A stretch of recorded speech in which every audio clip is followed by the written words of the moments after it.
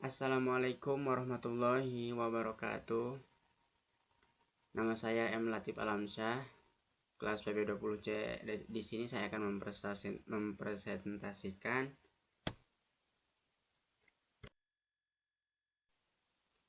uji validitas dan normalitas SPSS. Uji validitas merupakan uji yang berfungsi untuk melihat apakah suatu alat ukur tersebut valid, sahih, atau tidak valid. Alat ukur yang dimaksud di sini merupakan pertanyaan-pertanyaan yang ada di dalam kuesioner. Suatu kuesioner dikatakan valid jika pertanyaan tersebut pada kuesioner dapat mengungkapkan sesuatu yang diukur oleh kuesioner. Dan normalitas adalah suatu cara yang dilakukan untuk melihat apakah data dalam penelitian telah terdistribusi secara normal. Hasil uji ini nantinya akan memengaruhi langkah analisis selanjutnya. SPSS merupakan suatu singkatan dari Statistical Product and Service Solution. SPSS merupakan bagian integral dari rentang proses analisa. Menyediakan akses data, SPSS dapat membaca berbagai jenis data atau memasukkan data secara langsung ke dalam SPSS Data Editor.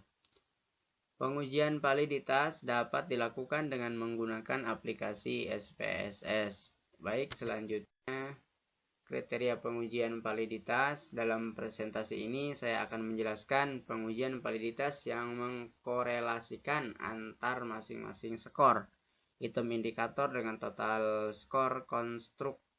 Tingkat signifikan yang digunakan yaitu 0,05. Kriteria pengujiannya yaitu H0 diterima apabila R hitung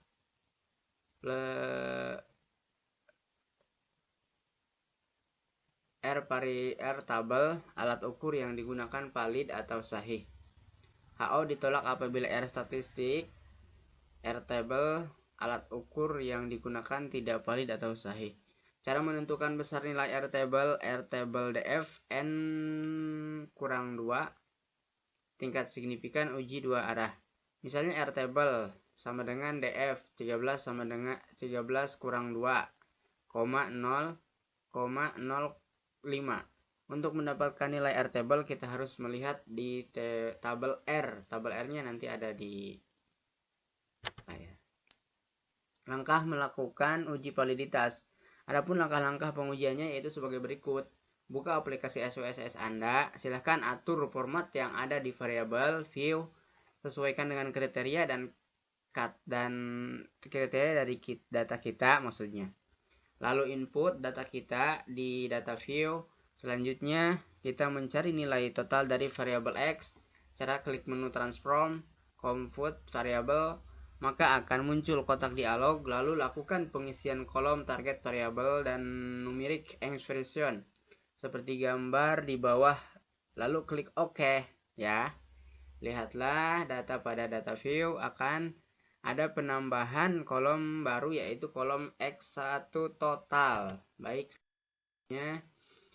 kita akan mencari nilai R statistik atau R hitung. Caranya klik analisis korelate bivariate maka akan muncul maksudnya kotak dialog. Lalu pindahkan semua item variabel ke kotak variables pada correlation coefficient. Beri centang pada version, di bawahnya centang two-tailed dan juga centang flag significant correlation. Lalu klik OK. Maka akan muncul hasilnya. Perhatikan pada kolom correlation. Nilai yang akan kita uji adalah nilai pada kolom paling bawah bagian X1 total yang version correlation. Correlation maksudnya. Correlation is significant at the 0,0.05 level 2 kurang tailed. Correlation is significant at the 0,01 level 2 dalam kurung maksudnya level 2 kurang tailed. Baik, selanjutnya Selanjutnya interpretasi uji validitas. Nah, selanjutnya kita akan menginterpretasikan atau menjelaskan hasil pengujian kita yang di atas. Dari sini kita akan melihat jawaban dari hasil pengujian kita yang baru. Yuk, kita mulai menginterpretasi. Pertama ya, kita harus mencari nilai R tabel terlebih dahulu sesuai ketentuan dari DF N2 0,0,05. N adalah jumlah data yang diuji. Jadi untuk mencari nilai R table kita menggunakan ketentuan R table sama dengan DF 13 kurang 2,0,05 sama dengan 0,5529. Yang kedua, dibanding nilai R table dan R hitung sesuai kriteria pengujian, X1 titik 1 sama dengan 0,781 0,552, maka HO diterima, artinya alat ukur yang digunakan valid atau sahih. X1 titik 2 sama dengan 0,764 0,552, maka HO diterima, artinya alat ukur yang digunakan valid atau sahih, dan seterusnya. Ketiga, cara lain selain menggunakan R hitung yaitu melihat tingkat signifikasinya. Apabila tingkat signifikansi item 0,05, maka alat ukur yang digunakan valid. Uji reliabilitas data dengan menggunakan SPSS. Cara uji reliabilitas metode Cronbach Alpha. Berikut ini adalah cara perhitungan uji reliabilitas dan metode Cronbach Alpha dengan menggunakan SPSS, yaitu sebagai berikut. Pastikan ya kita sudah menginstal program SPSS, kemudian buka program SPSS, siapkan data-data yang diperlukan, contoh data kuesioner, kemudian entry data kuesioner ke dalam variable view dan data view. Kemudian klik analisis scale reliability analysis. Lalu akan muncul tampilan reliability analysis. Pindahkan seluruh data variabel berupa skala ke kolom items dalam kurung ke sebelah kanan dan pilih model alpha. Setelah itu klik statistik, maka akan muncul tampilan reliability analysis statistik. Kemudian pada bagian deskriptif for centang scale dan scale if item deleted atau hapus ya. Lalu klik continue. Kemudian klik OK dan lihat hasil perhitungan data pada output. Interpretasi hasil uji reliabilitas metode Cronbach Alpha.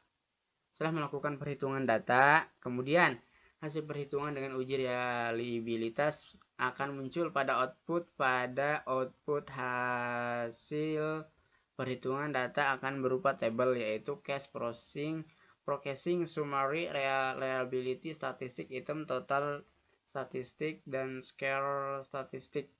Pada tabel case processing summary dapat dilihat baris case valid menyatakan bahwa jumlah responden ada 10 dan presentasi menunjukkan 100%. Hal ini menandakan bahwa 10 responden tersebut valid dan tidak responden yang masuk ke kategori excluded. Lalu untuk mengetahui apakah hasil perhitungan data dapat dipercaya dan konsisten atau reliable, dapat diperhatikan maksudnya pada tabel reliability statistik.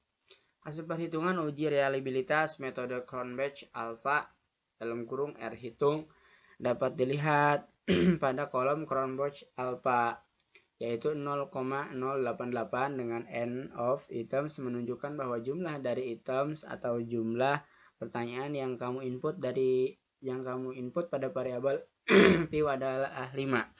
Sehingga dapat dikatakan bahwa hasil Cronbach Alpha untuk 5 data dari items atau pertanyaan yaitu 0,088. Baik. Kemudian untuk mengetahui apakah data tersebut dapat dipercaya atau tidak, maka apabila perhitungan R hitung R table 5%, di mana R hitung dilihat dari tabel hasil perhitungan yang kamu dapatkan pada SPSS, sedangkan R table 5% dilihat pada tabel yang telah ditentukan. Selain itu, lihat nilai N sesuai dengan jumlah responden dari kata kamu. Pada contoh jumlah responden atau nilai N yaitu 10, lihat pada R table 5%, maka diketahui bahwa R table untuk data tersebut adalah 0,032. Lalu dapat disimpulkan bahwa R hitung RT 5% yaitu 0,088, yaitu 0,688 maksudnya, maaf ya. 0,632, sehingga data tersebut adalah reliable atau dapat dipercaya dan konsisten. Baik, selanjutnya